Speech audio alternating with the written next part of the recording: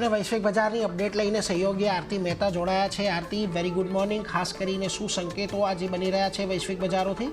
Good morning Neeraj. અને સૌથી પહેલાં ઇન્ડિયન માર્કેટ માટે ખાસ કરીને પોઝિટિવ સંકેતો તો જે સતત 5 દિવસની વેચવાલી આપણે જોઈ છે, તો આજે એક પોઝિટિવિટી ઓવરઓલ ગ્લોબલ સંકેતો આપી રહ્યા છે। શુક્રવારની વાત કરી લઈએ, યુએસ માર્કેટમાં પોઝિટિવિટી સાથે કામકાજ જોવા મળ્યું હતું અને ત્રણેય ઇન્ડાયસીસમાં એક સારી અપસાઇડ આપણને બનતી દેખાઈ હતી। ખાસ કરીને ડાઓની વાત કરી લઈએ તો દિવસના ઉચ્ચતમ સ્તર બન્યા હતા, પણ ત્યાંથી થોડું ઘણું દબાણ જે છે તે ઘટીને બંધ થતો દેખાયો, પણ ગ્રીન ઝોનમાં ક્રુઝિંગ જે છે તે ડાઓમાં આપણને જોવા મળ્યું છે। S&P 500ની વાત કરી લઈએ તો અહીંયા જે તમામ સેક્ટર છે તેમાં એક તેજી સાથેનો કામકાજ જોવા મળ્યું અને તેજી સાથેનું ક્લોઝિંગ ખાસ કરીને S&P 500માં પણ જોવા મળ્યું છે। 1% આસપાસની ક્લોઝિંગ સાથે S&P 500માં કામકાજ જે છે તે જોવા મળ્યું છે। ગત સપ્તાહે યુએસ માર્કેટની વાત કરી લઈએ તો ઇન્ડાયસીસમાં કઈ તરફની ચાલ બનતી દેખાઈ હતી તેના પર નજર કરી લો। જો ડાઉ જોન્સ 2.3%નો ઘટાડો જે છે તે આપણને થોડો ઘણો જોવા મળતો દેખાયો છે। S&P 500ની વાત કરી લઈએ, અહીંયા 2%નો ઘટાડો જોવા મળ્યો હતો અને નાસ્ડેકમાં 1.8%નો ઘટાડો હતો। આ ઘટાડો જે છે ખાસ કરીને કમ્પેરેટિવલી આપણને ઓછો રહેતો દેખાયો છે। આ ગત સપ્તાહે ખાસ કરીને ઇન્ડાયસીસમાં એક મૂવમેન્ટ જે રીતે બનતી દેખાઈ હતી।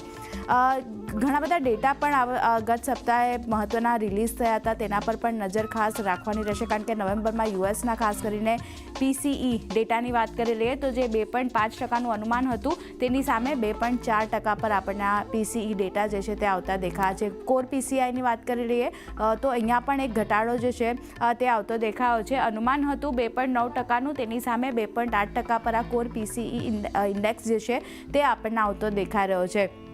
બીજી બાજુ કન્ઝ્યુમર સેન્ટિમેન્ટની વાત કરી લઈએ તો અહીંયા આંકડા જે છે તે સારા આવતા દેખાયા છે। યુએસ કન્ઝ્યુમર સેન્ટિમેન્ટ સતત 5મા મહિને આ ડેટા જે છે તે આપણને સારા આવતા જોવા મળ્યા છે અને જાન્યુઆરીની હવે ખાસ કરીને વાત કરી લઈએ તો 91% સંભાવનાઓ એવી બનતી દેખાઈ રહી છે કે યુએસ ફેડ જે છે ત્યાંથી વ્યાજ દરમાં કાપ નહીં કરે અને વ્યાજ દર જે છે તે પોઝ એક સ્ટાન્સ જે છે તે આપણને યુએસ ફેડ તરફથી આવતું જોવા મળી શકે છે। તો આ ઇમ્પોર્ટન્ટ ઇવેન્ટ ખાસ કરીને ગત સપ્તાહે આપણને રહેતી દેખાય।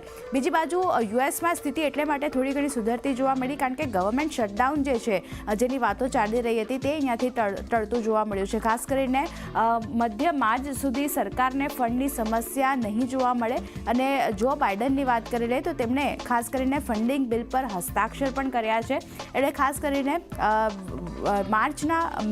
મધ્ય માર્ચ સુધી સરકારને ફંડ જે છે તે પૂરતું અહીંયાથી થતું દેખાઈ રહ્યું છે। સિનેટે 85-11ના મતે સાથે આ ફંડિંગ બિલને મંજૂરી પણ આપી દીધી છે અને ફંડિંગમાં કુદરતી આફતથી પીડિતો સાથે જ ખેડૂતો માટે ખાસ કરીને $100 મિલિયન વધુની ફાળવણી પણ અહીંયાથી કરવામાં આવી છે।